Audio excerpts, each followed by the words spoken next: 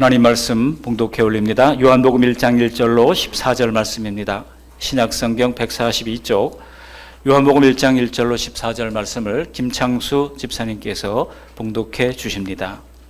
태초에 말씀이 계시니라. 이 말씀이 하나님과 함께 계셨으니 이 말씀은 곧 하나님이시니라. 그가 태초에 하나님과 함께 계셨고 만물이 그로 말미암아 지은 바 되었으니 지은 것이 하나도 그가 없이는 된 것이 없느니라. 그 안에 생명이 있었으니 이 생명은 사람들의 빛이라. 빛이 어둠에 비치되 어둠이 깨닫지 못하더라. 하나님께로부터 보내심을 받은 사람이 있으니 그의 이름은 요한이라. 그가 증언하러 왔으니 곧 빛에 대하여 증언하고 모든 사람이 자기로 말미암아 믿게 하려 함이라. 그는 이 빛이 아니요 이 빛에 대하여 증언하러 온 자라.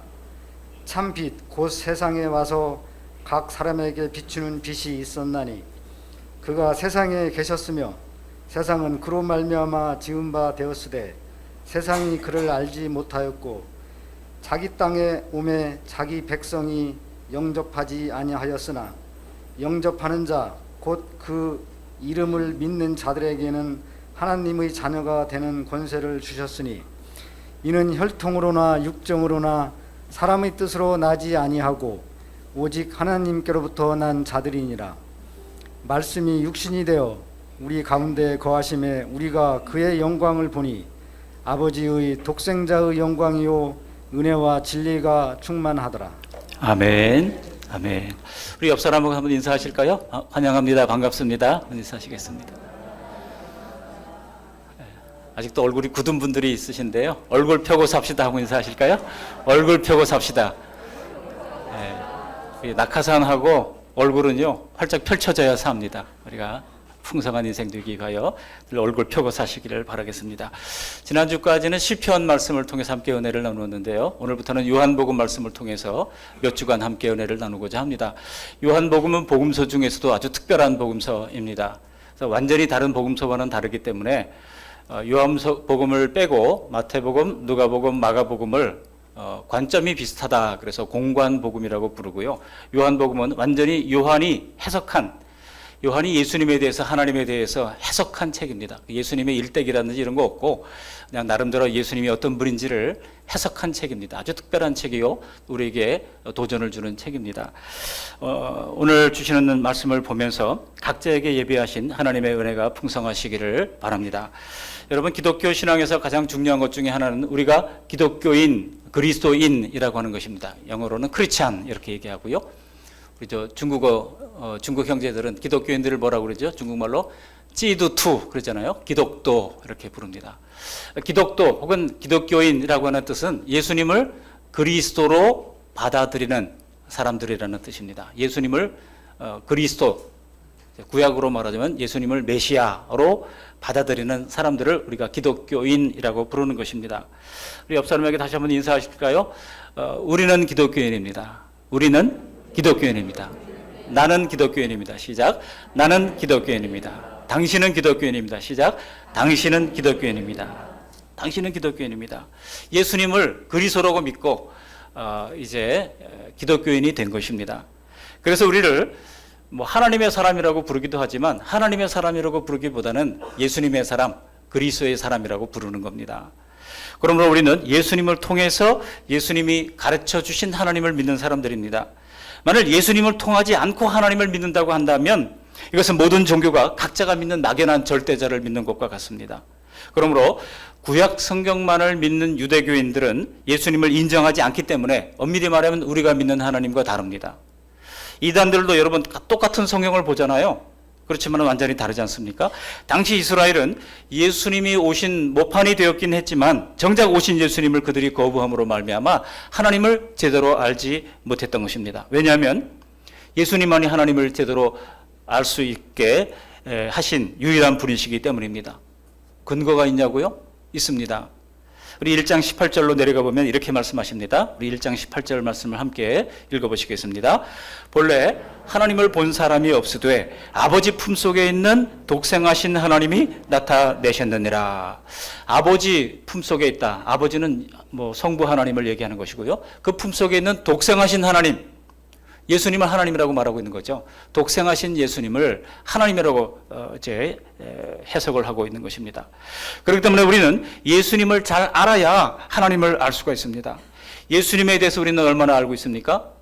만약 우리가 예수님에 대해서 논하시오라는 시험을 본다 그러면 여러분 몇 장이나 적을 수 있겠습니까?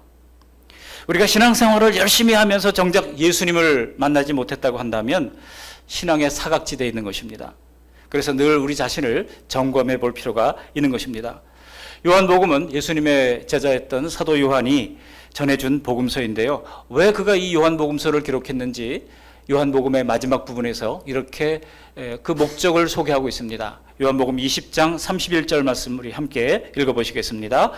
오직 이것을 기록함은 너희로 예수께서 하나님의 아들 그리스도이심을 믿게 하려 함이요 또 너희로 믿고 그 이름을 힘입어 생명을 얻게 하려 함이라. 아멘. 믿게 하려 위함이다. 그리고 믿어서 생명을 얻게 하기 위하여 내가 이 요한복음을 기록했다라고 하는 겁니다. 우리도 그런 마음으로 요한복음을 묵상하면서 하나님이 예비하신 생명을 얻게 되는 은혜가 있기를 바라겠습니다. 오늘 본문을 특히 요한 사도가 주장하고 있는 그 내용들을 살피면서 오늘 크게 두 가지 대주로 하나님의 말씀을 나누려고 합니다. 그것은 첫 번째로 요한 사도가 증언한 예수님의 모습입니다. 그리고 두 번째로는 예수님이 하신 일들이 뭔가 하는 것입니다. 먼저 첫 번째 대주로 요한 사도가 증언하신 예수님의 모습은 세 글자로 제가 맞췄어요. 예수님은 하나님이다. 예수님은 창조주시다. 예수님은 성육신 하셨다. 이거예요. 한번 따라해 보실까요? 하나님 창조주 성육신. 하나님 창조주 성육신. 바로 이것이 요한 사도가 예수님에 대해서 증언한 내용인 것입니다. 우리 1절 말씀 함께 읽어보시겠습니다. 오늘 본문 1절입니다. 태초에 말씀이 계시니라. 이 말씀이 하나님과 함께 계셨으니 이 말씀은 곧 하나님이시니라. 그랬어요. 요한복음 1장 1절은 마치 창세기 1장 1절을 보는 것과 같습니다. 히브리어 성경에 보면 베레시트 바라 엘로이메트 하샤마임 하에레치 이렇게 되어 있어요. 근데 창세기 1장 1절과 요한복음 1장 1절이 서로 잘 매치가 됩니다. 태초에 하나님이 계셨다는 겁니다. 말씀이 계셨다는 겁니다. 이 말씀이 하나님과 함께 계셨다는 것입니다. 이 말씀은 곧 하나님이시라는 것입니다. 창세기 1장 1, 2절은요. 창세기 벌써 창조하시기 이전에 성삼위 하나님이 함께 계셨던 것을 말씀하고 있습니다. 하나님이 세상을 창조하셨잖아요. 그 다음에 뭐라고 그러죠? 2절에 보면 이르시되라고 말합니다. 이르시되가 바로 말씀이에요. 태초부터 말씀이 함께 계셨다는 것입니다. 그리고 하나님의 신은 수면에 운행하시느라 그랬어요. 하나님의 신, 그 하나님의 신은 뭡니까? 성령님이에요. 벌써 창조 이전에 성삼위 하나님이 태초부터 함께 있었던 것을 성경은 나타내고 있습니다. 여러분 우리 교회 이름이 뭡니까? 그 말씀 양문교회. 우리 총회 홈페이지에 들어가서 그 말씀 양문교회 치면은요 전국에 딱 하나밖에 없어요. 이런 이름을 가진 교회는 거의 없습니다. 그죠? 그 말씀 교회는 몇 개 있어요. 그 말씀 교회는 제가 그 말씀 교회를 개척할 때 벌써 한 2개 정도 있더라고요. 전국에. 은혜교회 수백 개가 됩니다. 사랑교회 허다합니다. 근데 이렇게 참 어려워 보이는 이 그 말씀 교회 그리고 양문교회가 합해서 또 그 말씀 양문교회가 됐잖아요. 놀라운 것은 그 말씀 교회가 헬라어로 호로고스인데요. 바로 그 말씀 호라고 하는 것은 이제 남성 단수 정관사예요. 그래가지고 로고스 그 말씀이 유일한 말씀인 것을 말하고 있습니다. 그 말씀이 곧 누굽니까? 예수님이에요. 그런데 양의 문은 지난번에도 한번 말씀드린 바 있습니다만 수라톤 프로바톤이에요. 프로바톤이 양들이거든요. 양들의 문이라고 하는 뜻입니다. 양들의 문.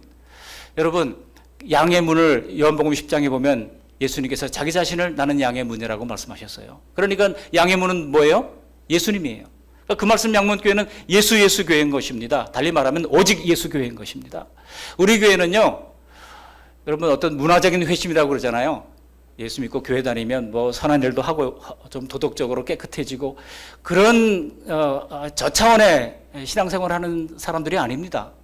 그 말씀 양문교회는요, 예수님을 구주와 주님으로 믿을 뿐만 아니라 하나님으로 믿고 요한이 오늘 증거하고자 했던 창조주요, 그리고 구속주, 그리고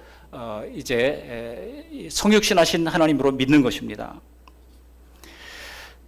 오늘 여기 1절 9절에서 말씀이 계셨다 그랬는데 그 말씀 대신 예수님을 대입해도 똑같아요. 한번 같이 예수님을 말씀 자리에 대입해서 한번 읽어보도록 하겠습니다. 시작. 태초에 예수님이 계시니라. 이 예수님이 하나님과 함께 계셨으니 이 예수님은 곧 하나님이시니라. 이 말씀과 함께 모든 성경을 종합해서 우리는 하나님을 삼위일체 하나님으로 믿고 받아들이는 것입니다. 어떤 사람들은 삼위일체를 믿지 않는 사람들이 있습니다. 왜 그러냐 그랬더니 성경에 삼위일체라는 단어가 없기 때문이라는 거예요. 이런 바보 같은 사람이 어디 있습니까? 성경은요, 그 단어가 없더라도 전체적인 우리가 신앙 고백을 하는 이유가 무엇입니까? 사도들의 신앙 고백, 사도신경을 외우는 이유가 무엇입니까? 사도신경 본문 자체가 성경에는 없지만 그러나 성경을 종합해서 볼 때 사도들의 신앙 고백이야말로 우리가 믿는 성경적 토대가 분명한 고백이기 때문에 우리는 사도신경을 고백하는 것입니다. 그런데 왜 태초에 예수님이 계시니라 이렇게 말씀했으면 우리가 알아듣기 쉬웠을 텐데 태초에 예수님이 계시니라 이렇게 말씀하지 않고 태초에 말씀이 계시니라 이렇게 했을까요? 사도 요한이 이 편지를 쓰기까지, 이 기록을 남기기까지 아직은 사람들이 예수님을 알지 못했습니다. 그래서 성육신하기 이전에 그 태초의 존재 방식 예수님의 모습을 성경은 뭐라고 표현하고 있습니까? 지혜라고 표현하기도 하고 말씀으로 표현하기도 하고 여호와의 사자라고 표현하기도 했던 겁니다. 아직 예수님이 오시지 않았어요. 그렇기 때문에 그렇게밖에 부를 수가 없었던 겁니다. 그래서 구약 성경에도 주님은 하나님의 뜻을 전달하고 수행하신 역할을 하셨기에 그냥 말씀이라고 부른 것입니다. 그런데 예수님이 이 땅에 오셨습니다. 사도 요한은 그 예수님을 이제는 오신 예수님이기에 말씀이 곧 하나님이고 그 하나님이 곧 예수님이라고 말씀하고 있습니다. 독생하신 하나님이 나타나셨다고 말씀했던 겁니다. 이렇게 예수님을 말씀이라고 하신 것은 서로 교통하며 관계를 맺는 인격적인 측면을 우리에게 보여주고 있습니다. 여러분, 사람들은요, 세상에 태어나서 다 부모를 두고 이 땅에 태어납니다. 인류 역사상 가장 신비로운 인물이 바로 우리 예수님이라고 할 수 있습니다. 그렇게 우리가 태어나서 부모로부터 태어나서 이 땅을 살다가 죽음을 맞이할 겁니다. 여기에 예외인 사람은 단 한 사람도 없습니다. 다만 오직 우리 예수님만이 예외가 되십니다. 예수님은 동정녀로 탄생하셨죠. 탄생부터 출발이 다릅니다. 그리고 다음 주에 보시겠습니다만 이제 갈릴리 가나에서 기적을 행하지 않습니까? 자연을 초월한 그런 기적의 사역들을 하셨습니다. 그리고 놀라운 십자가, 그 십자가를 통해서 이방인 백부장조차 그는 진실로 하나님의 아들이었도다 고백을 하게 만들 정도였다는 겁니다. 뿐만 아니라 예수님은 다시 이제 사흘 만에 부활하셨습니다. 부활하신 후에 40일 동안 자기 자신을 나타내시고 객관적 증거를 보여주신 이후에 승천하셨습니다. 많은 사람들이 보는 가운데서 승천하셨던 것입니다. 메시아에 대하여 예언했던 모든 말씀이 예수님을 통해서 이루어졌습니다. 그리고 단 하나 아직 남은 것이 있죠. 그것이 무엇입니까? 다시 오신다 약속하셨던 이 제레미야의 약속만은 아직 우리에게 남아 있는 것입니다. 여러분, 예수님이 하나님도 되시고 인간도 되신다고 하는 이런 놀라운 신비는 우리의 머리로 이해할 수 있는 차원이 아닙니다. 예수님의 진실하심을 믿고 이것은 그대로 받아들여야 할 진리입니다. 성경의 어떤 진리는요, 우리가 이해해서 믿어지는 게 아니에요. 믿고 나면 이해가 되는 것이 맞습니다. 알아서 믿는 것이 아니라 믿고 나면 알게 되는 게 맞습니다. 보아서 믿는 것이 아니라 믿고 나면 보게 되는 영적 진리가 많은 것입니다. 요한복음의 첫 마디부터 요한 사도가 예수님을 하나님이라고 선언하는 것은 당시에 이 정통 유대인들을 향한 정면 돌파의 의지라고 할 수 있습니다. 이것은 하나님만을 유일신으로 믿던 유대교 문화에서 엄청난 반발과 박해를 가져올 치명적이고 위험한 발언이었던 겁니다. 그럼에도 불구하고 사도 요한은 담대하게 예수님은 하나님이시다 라고 쓰고 있는 것입니다. 인간 역사는 끊임없이 예수님을 신의 자리에서 인간의 자리로 끌어내렸어요. 그래서 예수님을 사람들은 뭐라고 그럽니까? 4대 성인 중에 한 사람이다. 이렇게 끌어내리는 것입니다. 어떻게 신이 인간이 되어서 이 땅에 내려왔다고 하는 것을 상식적으로 이해할 수가 있겠습니까? 하나님이 하늘에 계시다면 알 바 아니겠지만은 이 땅에 오셨다. 그리고 인간처럼 되셨다. 이거는요, 그들에게는 목에 걸린 선악과처럼 불편하게 짝이 없는 겁니다. 차라리 인간 석가처럼 종교의 창시자라 그러면 오히려 더 낫겠어요. 근데 그것도 아닙니다. 그러니 그들에게는 부담스러운 것이고 불편한 것입니다. 그래서 역사는 자꾸만 예수님을 그저 4대 성인 중에 한 사람으로 끌어내리려고 하는 것입니다. 그러나 우리는 이미 하나님이신 예수님을 믿고 그 진리 안에 서 있는 사람들입니다. 인간 역사 이래 자기 자신을 하나님이라고 주장했던 사람들은요, 대부분 다 정신병자들이거나 거짓말쟁이 사기꾼들입니다. 그래서 혹시 예수님도 거짓말쟁이가 아닌가, 예수님도 혹시 정신병자 아닌가 면밀하게 검토했던 사람들이 있었습니다. 그러나 예수님의 행적과 예수님의 가르침을 살펴볼 때에 예수님은 어떤 사기꾼의 기질이 전혀 없다고 하는 것을, 여러분 사기꾼이 왜 사기를 칩니까? 자기가 이익을 얻기 위해서 그러잖아요. 예수님이 사기꾼이었다면 어떤 이익을 받으셨습니까? 십자가에 달려 돌아가신 것뿐이 없잖아요. 그래서 이건 아니다, 사람들이 제쳐놨습니다. 그렇다면 예수님께서 정신이 이상한 것 아닌가? 여러분, 정신이 이상한 예수님이 하나님 나라에 대해서 그 오묘한 진리를 그렇게 선포할 수가 있겠습니까? 그것도 배제합니다. 그리고 나서 두렵지만 정말 예수님이 주장한 것이 사실일 가능성을 두고 조심스럽게 성경을 읽어보니까 구절구절이 딱딱 맞아떨어지는 거예요. 그래서 사람들이 예수님을 하나님으로 믿고 기독교인이 되고 하나님의 말씀을 따르는 사람들이 됐던 것 아니겠습니까? 예수님이 자신을 하나님이라고 하셨는데 그걸 적당히 덮을 수는 없습니다. 우리가 왜 예수님이 하나님이라고 하는 믿음이 없어서 세상에 흔들립니까? 믿음의 이 원리를 알지 못하기 때문입니다. 여러분, 이런 상태로는요, 믿음의 완주를 끝까지 할 수가 없습니다.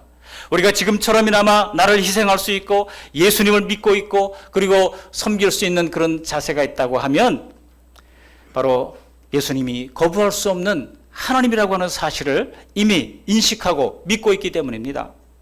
오늘 예수님의 사도 요한의 첫 번째 예수님 증언은 바로 예수님은 하나님이시다라고 하는 것입니다.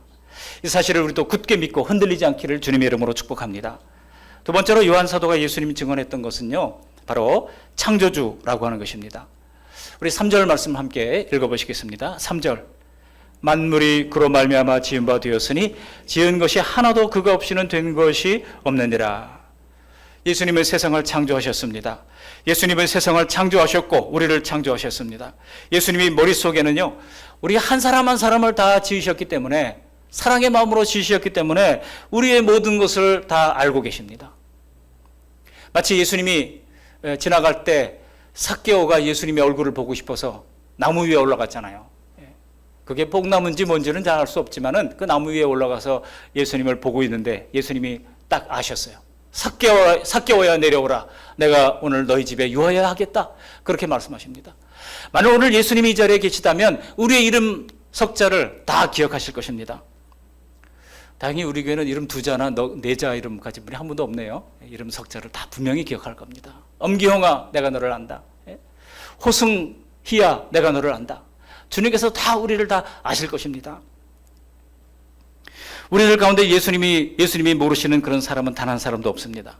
왜냐하면 우리를 지으실 때 우리의 인격과 우리의 외모와 우리의 진실, 우리 기질과 그것을 다 다르게 하나하나 구별해서 사랑의 마음으로 지으셨기 때문입니다. 우리는 나를 향한 하나님의 그 사랑의 크기를 다 가늠하지 못합니다. 그러므로 하나님이 왜 나를 남보다 못하게 지었나 불평하지 마시기를 바랍니다. 우리가 서로 불평하는 것은요, 다 세상이 만든 우열의 기준 때문이고 나의 죄성으로 만들어진 그런 기준 때문입니다. 근본 하나님이 나를 만드실 때 악한 것이 없었습니다. 그렇기 때문에 나를 창조하신 예수님을 만나고 나면 나의 약점이었던 것들이 변하여 얼마든지 본래처럼 아름답게 회복될 수가 있는 것입니다. 또 지금의 부족한 모습조차도 하나님은 용납하시기에 우리는 하나님 앞에 비로소 참된 안식을 누릴 수가 있는 것입니다. 여러분, 직장 생활하면서 세상 속에 출근해가지고 만날 때 정말 안식이 있던가요? 직장 상사 만나고 직장 동료 만날 때 안식이 있습니까? 다 사람들이 가면을 쓰고 살잖아요. 그죠? 차장이라는 가면, 부장이라는 가면, 혹은 목사라고 하는 가면, 이것도 가면이에요. 자연인으로 서로 마음을 터놓고 대화하기가 쉽지 않습니다. 내 마음, 내 모습 그대로 다 내놓고 살지 못합니다. 심지어 가족들 간에도 내 마음, 내 모습 그대로 서로 내놓고 살지 못하는 경우도 허다합니다. 아무리 그렇게 힘들게 산다 할지라도 사람 관계는 늘 만족스럽지 못하고 지치게 되고 부대낍니다. 그럴 때 나의 있는 모습 그대로 보여드려도 괜찮은 하나님께 눈을 돌리면 정말 모든 긴장을 풀고 허리띠를 풀고 평강과 위로를 받을 수가 있는 것입니다. 남들에게는 나를 끊임없이 이해시켜야 되지만은요, 하나님은 그럴 필요가 없어요. 우리가 하나님 앞에 나갈 때는 하나님은 그냥 나를 아시기 때문에 하나님 저 왔어요. 우리 같이 한번 해보실까요? 하나님 저 왔어요. 시작. 하나님 저 왔어요.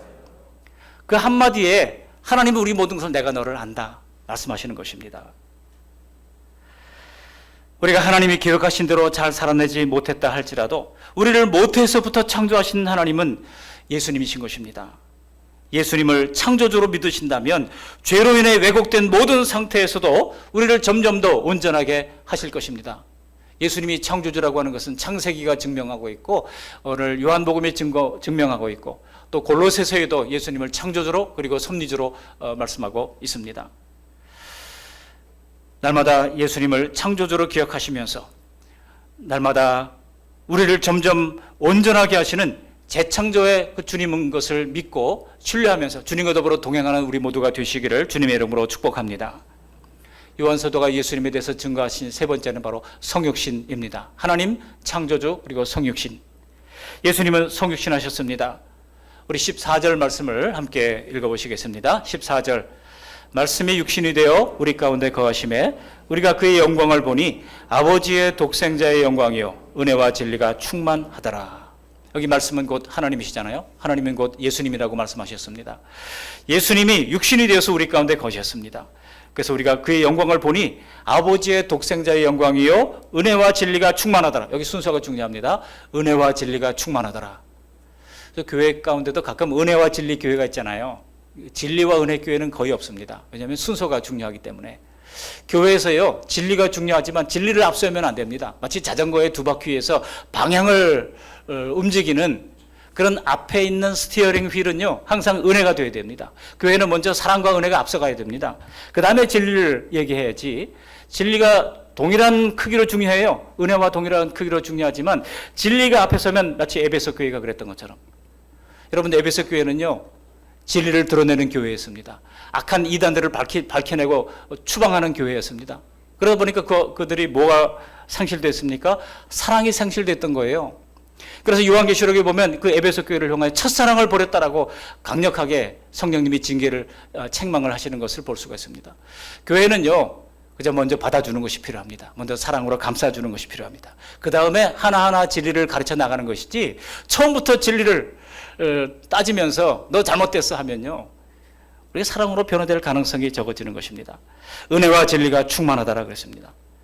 중요한 것은 예수님이 말씀으로 이 땅에 오셨다고 하는 것입니다.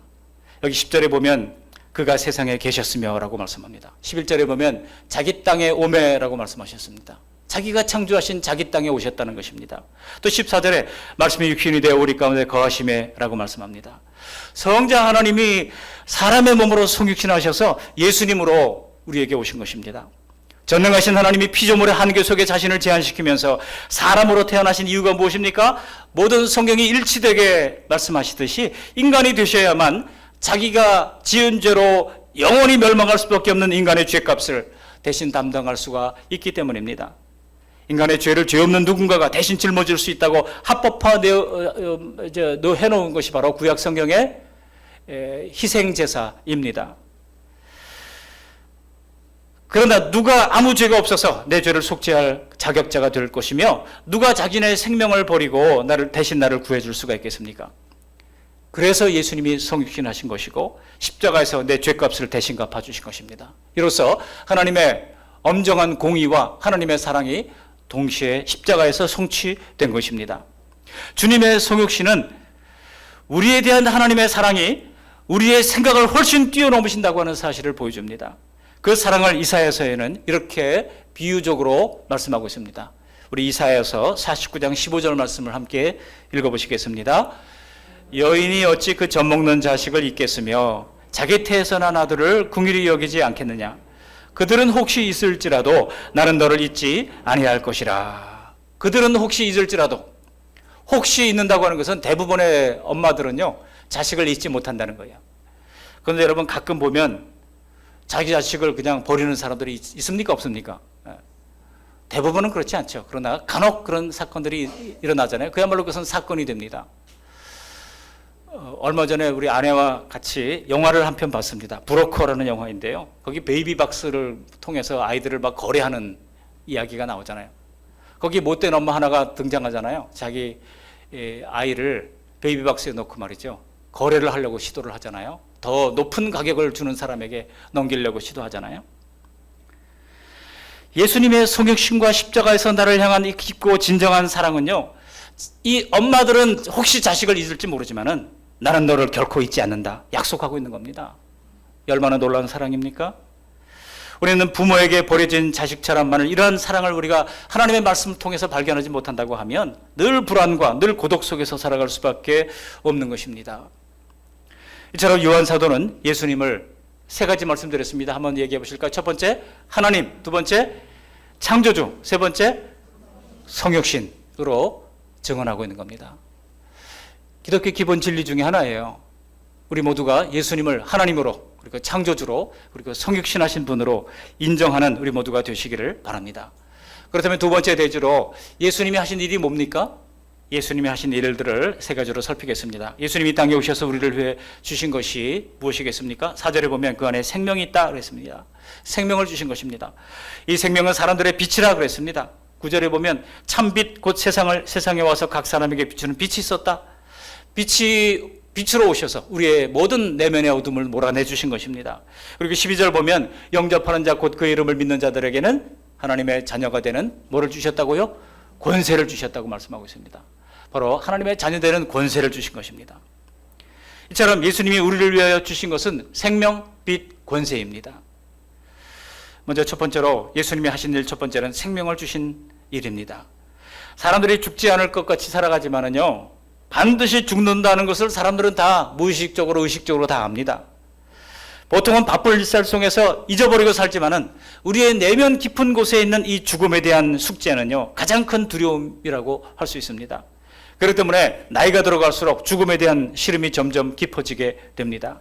죽음은요, 누구에게나 공평합니다. 권력 있는 사람, 부를 가진 사람들에게도 무자비하게 동일하게 찾아오는 것입니다. 사람은 자기 죽음을 다스릴 수 없습니다. 그래서 라틴어 금원 중에 있잖아요. 메멘토 모리라고 하는 말이 있습니다. 메멘토 모리라고 하는 말이 뜻은 죽음을 기억하라, 그런 뜻입니다. 죽음을 기억하라. 여러분, 우리나 죽습니다. 서로 뭐 이전 투구하면서 다투다가도 너도 죽고 나도 죽을 텐데 생각하면은요, 그 다음에는 서로 긍휼히 여기게 됩니다. 서로 죽어갈 인생인데 서로 불쌍히 여기게 되는 겁니다. 내가 하지 못했던 일 다음 세대가 하도록 길을 만들어주고 가야 되겠구나. 그것이 우리의 남은 마지막 목표가 되어야 할 것입니다. 지난달 아베 일본 총리가요, 선거 유세를 돕다가 총에 맞아가지고 죽은 그런 일이 있잖아요. 한순간에 산 목숨에서 죽은 목숨이 든다는 게 정말 믿어지지 않을 겁니다. 큰 충격을 받았습니다. 여러분, 이게 죽음입니다. 갑자기 오는 것입니다. 그러나 예수님께로부터 영원한 생명이 우리에게 왔다는 것입니다. 요한복음 3장 16절 말씀 우리 다 아시잖아요. 우리 같이 한번 낭송해 보실까요? 하나님이 세상을 이처럼 사랑하사 독생자를 주셨으니 이는 그를 믿는 자마다 멸망하지 않고 영생을 얻게 하려 하심이니라. 아멘. 그러므로 예수님을 믿는 우리는요, 이미 영생을 받은 사람들입니다.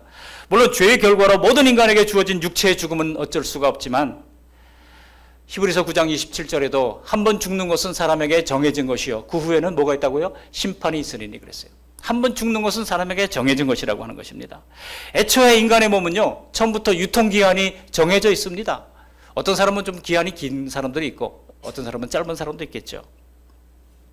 그러나 바로 그것이 창조의 원리입니다. 그러나 육체의 죽음은 인정한다 할지라도 예수님을 믿는 이들에게는 죽음 뒤에 있는 멸망 없는 영생이 있다는 것입니다. 얼마나 놀라운 은혜입니까? 이것이 여러분 바로 신자들입니다. 기독교인들은요, 한 번 죽으면 그 후에는 하나님의 심판이 있다고 하는 것을 믿고, 그러다 믿었기 때문에 주님이 약속하신 영생을 받는다고 하는 사실을 확신하는 사람들입니다.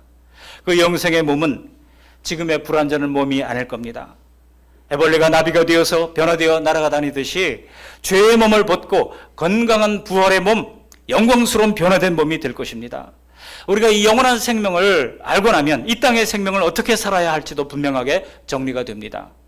그래서 점점 모든 시간을 영혼에 맞추어서 살아가게 되는 것입니다. 우리 중 한 사람도 빠짐없이 예수님을 다 믿으시고 이 영원한 생명을 반드시 얻으시기를 주님의 이름으로 축복합니다. 예수님은 생명을 주시는 분이시기 때문입니다.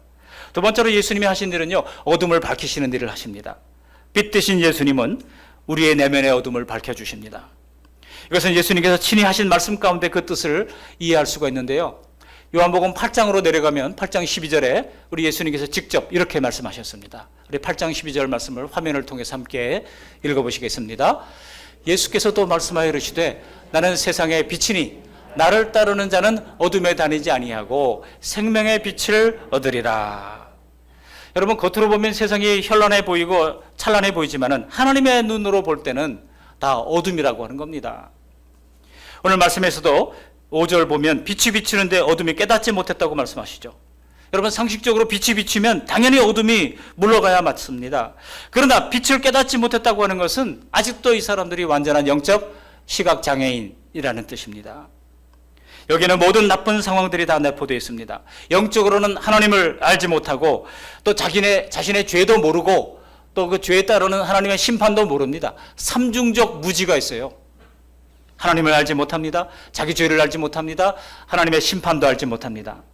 이런 무지무각한 자들에게 그런 사람들이 만든 세상은 어두울 수밖에 없는 것입니다. 그런데 예수님은 그것을 다 해결해 주시는 분이십니다. 빛으로 오시는 예수님이십니다. 그래서 그 어둠을 밝혀주신다고 말씀하고 있는 것입니다. 믿습니까?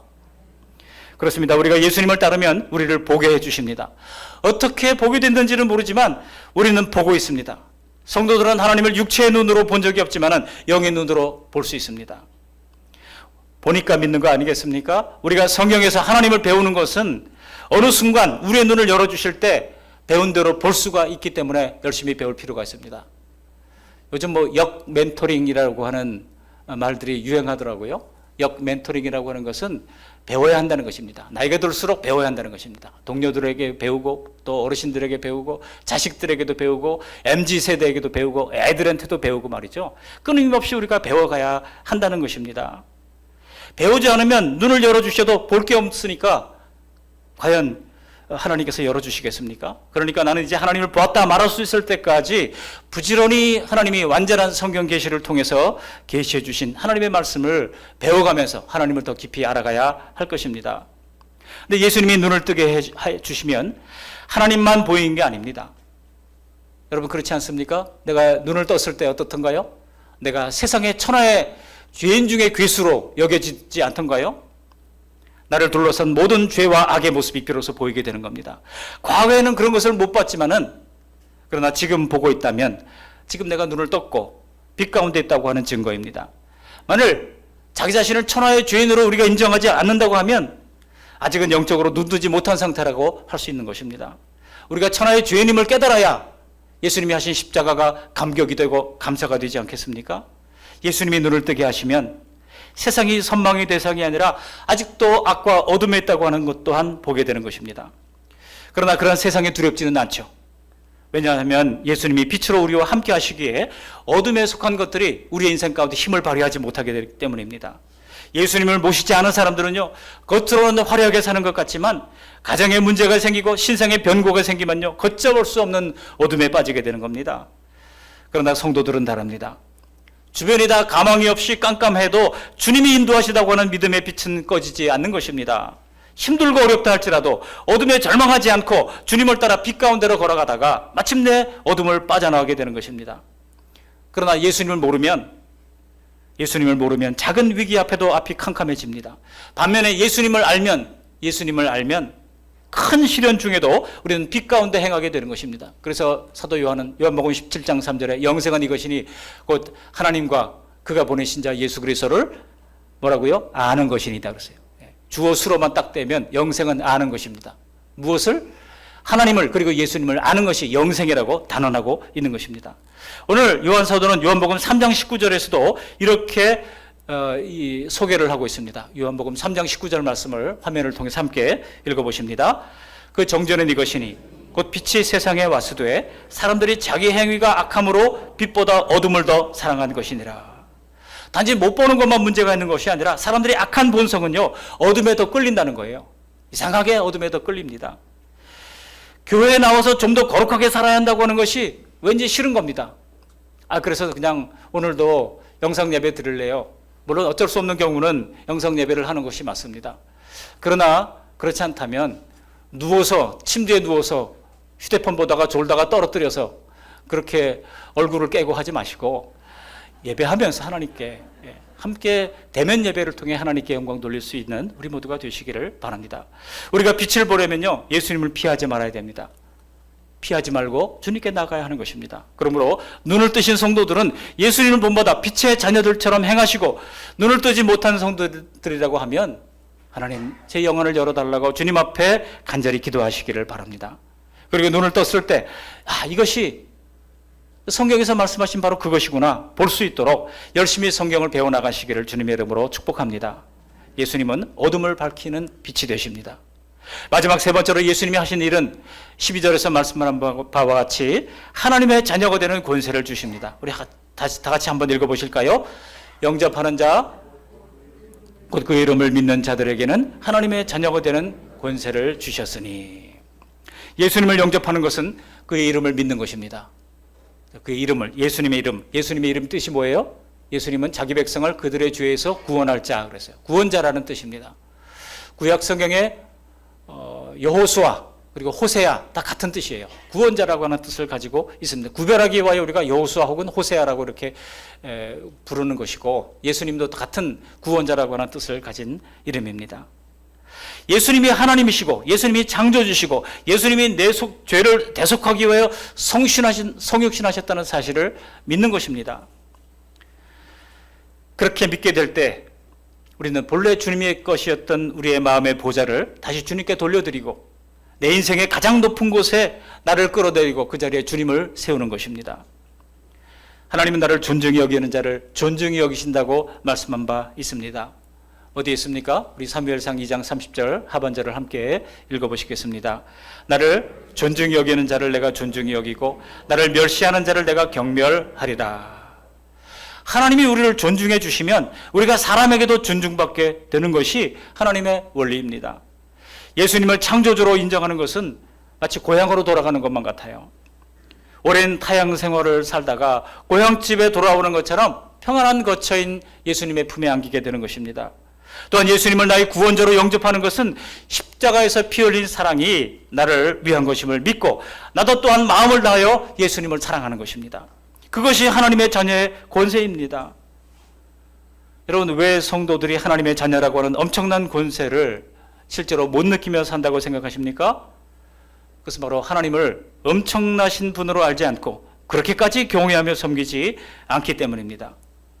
그러나 여러분, 만일 내게 하나님이 그처럼 대단하지 않다면 하나님이 자녀라고 하는 신분조차도 우리는 그렇게 대단하게 느껴질 수가 없는 것입니다. 실로 하나님이 나의 아버지가 되신다고 하는 것은 거대한 세상 앞에서의 두려움도 지어줍니다. 안 그렇던가요? 저는 하나님을 구주와 주님으로 믿고 난 이후에 세상의 어떤 권세자나 세상의 어떤 유명한 사람 앞에서도 주눅들지 않은 자신감을 한 번도 잃어버린 적이 없습니다. 왜냐하면 예수님을 하나님으로 나의 창조주로 나의 구원자로 삼고 있는데 다 사람들이잖아요. 다 피조물에 불과한 사람들이 아니겠습니까? 다 죽을 운명에 처해 있는 사람들 아닙니까? 뭐가 두렵겠습니까? 우리 모두 이 하나님의 자녀로서의 권세를 누리며 살아가는 우리 모두가 되시기를 주님의 이름으로 축복합니다. 세상을 무조건 따르지 않고 인간의 죄성을 역행하고 죄로 조성된 인격과 습관을 따르지 않고 거룩함을 따르기 위해 힘쓰는 것, 이것이 바로 하나님의 자녀의 증표라고 할 수 있습니다. 그러나 아무나 그렇게 살지는 못하죠. 그러나 진실한 성도라면, 진실한 성도로 가면 내가 얼마나 값비싼 존재인지를 아는 거예요. 손흥민이 1,000억 얼마의 가격이, 몸 가격이 붙어 있다고 그러는데, 여러분 가격은 얼마입니까? 여러분 가격은 얼마입니까? 미국의 이남하 목사님이라는 분이 예수님짜리라고 하는 책을 쓴 바 있습니다. 예수님짜리라고 하는 것이 무슨 뜻입니까? 우리가 어떤 물건을 얘기할 때 이건 얼마짜리 얘기하잖아요. 우리 개인의 가치는 예수님의 피로 값주고 사신 예수님짜리라고 하는 거예요. 얼마나 귀중한 존재입니까? 눈을 뜨고 나면 내가 너무나 소중한 존재이구나, 그것을 비로소 우리가 깨닫게 된다는 것입니다. 예수님은 그 어둠을 밝히시고 우리 가운데 하나님의 자녀로서의 신분을 회복시켜 주시는 것입니다. 그래서 세 번째로 우리 예수님이 하신 일이 바로 12절에 있는 것입니다. 다시 한번 읽어보십니다. 영접하는 자, 곧 그 이름을 믿는 자들에게는 하나님의 자녀가 되는 권세를 주셨으니. 예수님을 영접하는 것은 곧 그 이름을 믿는 것입니다. 앞에서 본 대로 예수님이 하나님 되신과 나의 창조주 되신과 또 그리고 죄를 대속하기 위한 성육신하심을 믿는 것입니다. 예수님을 하나님으로 영접하는 것은 정말 주님이었던, 원래 내가 주님의 것이었다고 하는 사실을 인정해 드리는 것입니다. 세상을 무조건 따르지 않고 인간의 죄성을 역행하고 죄로 조성된 이 인격과 습관을 버리는 것입니다. 그리고 거룩함을 따르기 위하여 힘쓰는 것이 바로 하나님의 자녀의 증표인 것입니다. 우리가 진실함으로 주님을 따라가면서 내가 얼마나 값비싼 존재인지를 기억하시고 그에 걸맞는 생활을 스스로 추구해 나가는 우리 모두가 되시기를 바랍니다. 말씀을 정리하겠습니다. 오늘 사도 요한이 전해준 그대로 예수님을 믿으시는 우리 모두가 되시기를 바랍니다. 예수님을 하나님으로, 예수님을 창조주로, 예수님을 성육신하신 하나님으로 받아들이십시오. 그럴 때에 여러분, 예수님 외에 다른 대안이 없다고 하는 것을 우리가 금방 알게 될 겁니다. 아무리 생각해도 나의 현세와 내세의 행복을 위해서 예수님 외에 다른 대안이 있습니까? 마음에 스며드는 어둠과 죽음처럼 조여오는 현실에서도 예수님의 이름을 힘입어 기도하고 하나님을 의지하는 것 외에 무슨 다른 인생 대안이 있겠습니까? 오늘 예수님께서 주시는 은혜와 복을 항상 누리기 위해서 피곤함을 극복하시고 더 굳건한 믿음 위에 서시기 위하여 예수님이 안 보이는 사각지대 신앙이 되지 않도록 항상 예배하고 항상 기도하며 항상 성경 읽으며 더욱더 주님을 밝히 보게 되는 우리 모두가 되시기를 바랍니다. 하나님을 아는 지식과 믿음은 따로따로 떼어놓을 수가 없습니다. 지식을 믿는 것이 바로 믿음입니다. 그러므로 영적 지식을 차근차근 배워놓아야 영안이 열리고 비로소 하나님이 보이게 되는 것입니다. 오늘 말씀대로 예수님을 하나님으로 창조주로 구원주로 받으시고 빛을 주시는 예수님, 생명을 주시는 예수님, 하나님의 자녀가 되는 권세를 주시는 예수님 앞에 정말 가치 있고 복된 인생 다 되시기를 주님의 이름으로 간절히 축원합니다. 아멘. 고맙고 감사하신 하나님 아버지, 오늘 요한복음을 보면서 우리 기독교의 가장 기본적인 진리, 요한 사도가 예수님을 증언했던 그 하나님이신 예수님, 창조주이신 예수님, 성육신하신 예수님을 믿음으로 다시 정리할 수 있도록 도와주시니 감사를 드립니다. 예수님이 하신 일들을 우리가 알게 하시되 우리에게 생명을 주시고 우리에게 빛을 주시며 하나님의 자녀되는 권세를 주신다는 사실을 알게 하셔서 이 땅을 살아갈 때 모든 걱정, 염려, 두려움, 세상의 쓴뿌리를 다 이기고 하나님의 자녀되는 권세로 승리하며 살아갈 수 있도록 은총 베풀어 주시고 한 주간의 삶이 이 말씀으로 말미암아 더욱더 빛나도록 은총 내리워 주시옵소서. 예수님 거룩하신 이름으로 감사하며 기도합니다. 아멘.